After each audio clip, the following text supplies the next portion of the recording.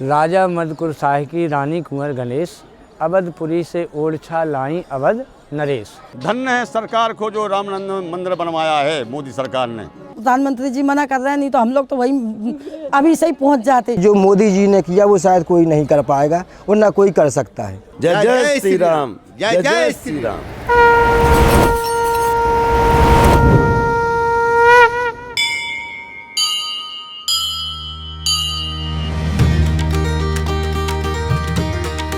कण कण में राम की यात्रा में आज हम आ पहुंचे हैं बेतवा नदी के किनारे बसे मध्य प्रदेश की अयोध्या यानी ओरछा धाम में।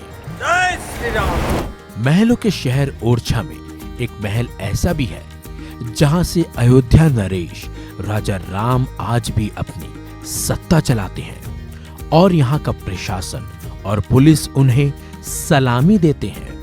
यहाँ पूजा भगवान राम की नहीं बल्कि राजा राम की होती है। ये जो जहाँ पे भगवान राम जी बैठे हुए हैं ये रानी की रसोई है। तो पहले क्या होता था, रसोई जितनी पवित्र जगह कोई जगह नहीं मानी जाती थी। तो इस मंदिर में थोड़ा काम बाकी होने के कारण रानी ने भगवान को यहाँ बैठा दिया कुछ समय के लिए। फिर भगवान जी यहाँ से नहीं उठे, ना रानी अपने महल से दर्शन कर पाई। जो मंदिर राम जी के लिए बनवाया था वो रानी के महल के जस्ट सामने गेट मिलता था। तो रानी को ये लगा, अहम आ गया था थोड़ा कि क्यों ना हम अपने बेडरूम से ही दर्शन करें। तो भगवान ने उनकी मति थोड़ी ऐसी कर दी कि वो याद भूल गई कि भगवान ने ये शर्त रखी थी जहाँ बैठ जाएंगे वहाँ से नहीं उठेंगे। मान्यता है 1600 संवत में तत्कालीन बुंदेला शासक महाराजा मधुकर शाह की पत्नी महारानी गणेश कुंवरी राजा राम को अयोध्या से ओरछा लाई थी, जिसके पीछे भी एक बड़ी ही अद्भुत कथा है। ये राजा हुए कृष्ण भक्त और रानी हुई राम भक्त। तो राम भक्त में रानी ज़्यादा तब्दील हो गई। तब तो राजा को क्रोध आया एक दिन, और क्रोध में कह दिया कि यदि तुम अपने राम को जाना चाहती हो तो लेके आओ, तब माने हम कि आप सच्चे राम भक्त हो। इस बात को लेकर के रानी अयोध्या चली गई। कई वर्ष उन्होंने वहाँ तपस्या की भगवान को पाने की, लेकिन भगवान ने उनको दर्शन नहीं दिया।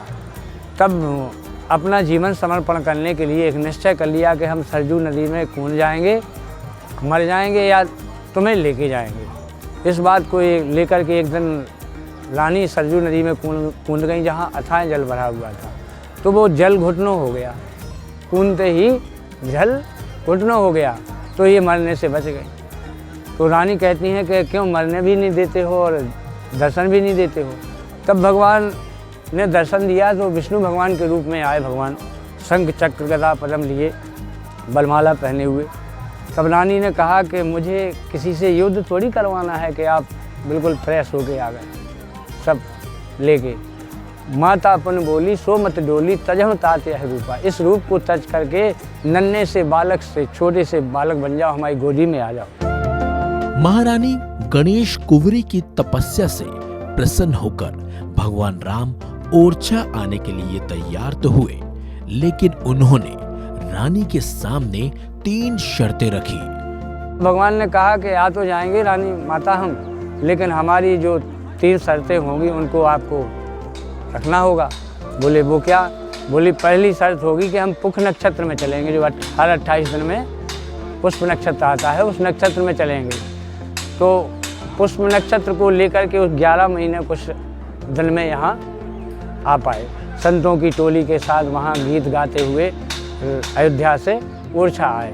जो 3 शर्तें रखी थी कि पुष्य नक्षत्र में चलेंगे, दूसरी शर्त होगी कि जहाँ बैठा लोगी वहाँ से हम उठेंगे नहीं, तीसरी शर्त है कि तुम वहाँ के राजा हो, ओरछा के तुम राजा हो, आपके पति राजा हैं, आप रानी हैं और आपकी राजगद्दी है वहाँ पे।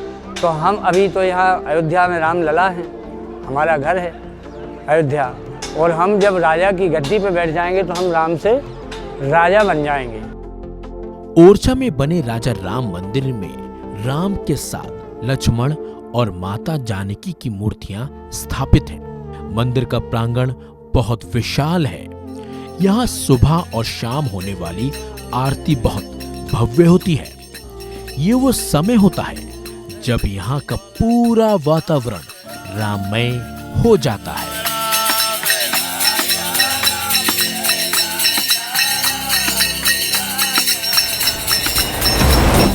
ओरछा का राम मंदिर देश का एकमात्र ऐसा मंदिर है जहां भगवान राम राजा के रूप में पूजे जाते हैं।